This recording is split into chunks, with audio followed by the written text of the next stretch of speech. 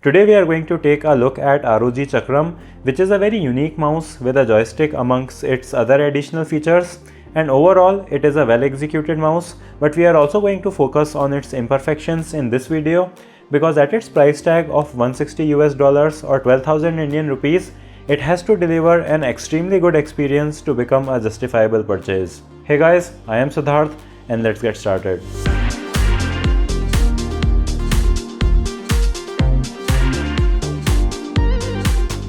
You of course get a very special unboxing experience with this mouse. It comes in a big box, and after being greeted with the mouse, you get a very good zipper carrying case which even has the ROG logo on its slider. Then you get an accessory box containing two replaceable Omron switches and joystick and a tweezer to pull out the switches. Then you get this plastic piece which you can customize to add your personal logo, a USB type A to type C female adapter. Then you get some stickers and badges in typical ROG fashion, a manual, and then we of course have to take out the mouse too. The USB receiver comes attached inside the body of the mouse, which is cool, and this ROG logo piece can also be replaced with that white piece I showed earlier. The shape of the ROG Chakram is just one of the best that I have tried on a mouse. I have also tried other Asus mice and they were also nice, but on this mouse they have just nailed it perfectly, and I think it should fit well in hands of different sizes. The mouse doesn't have any rubberized coating that you get with some other premium mice, but the plastic used here feels really nice, and I think they used it instead of rubber to keep the weight down. Also make sure that you are subscribed to the channel with bell icon because I may feature an RTX 3000 build on the channel very soon. At 121 grams, this is definitely not a lightweight mice, but as a Logitech G604 user, I found the 14 grams of difference to make this feel quite lightweight, and I think that has a lot to do with how well it fits in my hand and how well it glides on my mousepad. The default RGB effect on it is quite jumpy compared to the extremely smooth ARGB on the budget G102 LightSync, which is not great, so I hope that they fix this with a firmware update, even though it is not that big of a deal as you can easily change colors in software and it does look nice diffused through its translucent body. The mouse has a very modular design and you can really open it and close it up in a very cool way as the different parts snap into place with help of magnets. Now this is such an over-engineered way of piecing this mouse together, but it is just so fun to do, and it is also useful because you don't have to use a screwdriver to insert or remove anything. One of the biggest advantages of Asus mice is that they have easily replaceable micro switches, so you can try different switches that feel the best to you, but more importantly, if this mouse develops double clicking problems, which generally happens with all brands, you can easily replace it under a minute, especially on this mouse, so this is just going to extend the life of this mouse by a lot. And I have a drawer of unusable double clicking mice, so every other brand should copy this feature. The mouse buttons are pretty good, and the pivoted mechanism with spring and hinge isn't there just for show, as you can click anywhere on this mouse, even at its extreme rear, and it will register the click.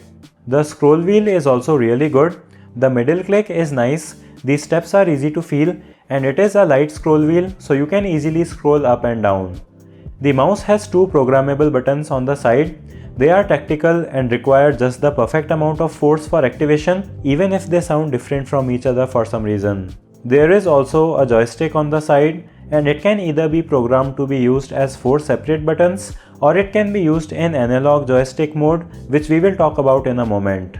Now the joystick is a little further from the point where you keep your thumb, so you do have to reach out to it, which is not a problem for me as a person who has relatively big hands. But for people with smaller hands, this may require a shift in the way you hold the mouse. Now at first I thought that they should have kept it at a more accessible point on this mouse so it would be easier to reach, but the problem with that is that that would have created issues when you just want to play FPS games, as the joystick could have interfered with the natural grip of the mouse. Hybrid and palm grip work the best on this mouse, and claw grip can work, but then the joystick will become difficult to access and you will have to press the click buttons at their rear.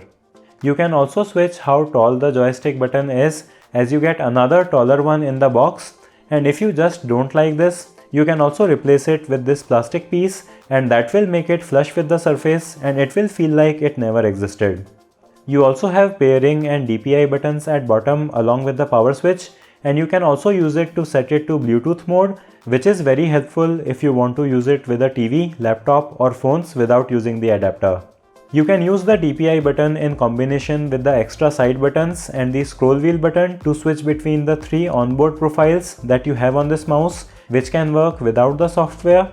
But unlike their Gladius 2 wireless mouse that had the DPI button on top, so you can switch between profiles in an instant, this positioning of DPI button requires you to pick the mouse up and then change it in an awkward way. So this is a serious step back for people who quickly want to change profiles for different games or software. The battery life without the lighting on is great at 79 hours, and with the lights on, I had to charge it in around 4 days, which was not surprising. The mouse also charges quickly in 15 minutes for 12 hours of gameplay, and it also supports Qi wireless charging, so you can use any of those wireless chargers or use mousepads that have Qi wireless charging. Coming to the sensor, they have not named which model it is, but a Google search will tell you that it is PixArt's PAW3335. It goes up to 16,000 dpi and it can track very fast speeds, so for gaming you are really not going to get limited by it.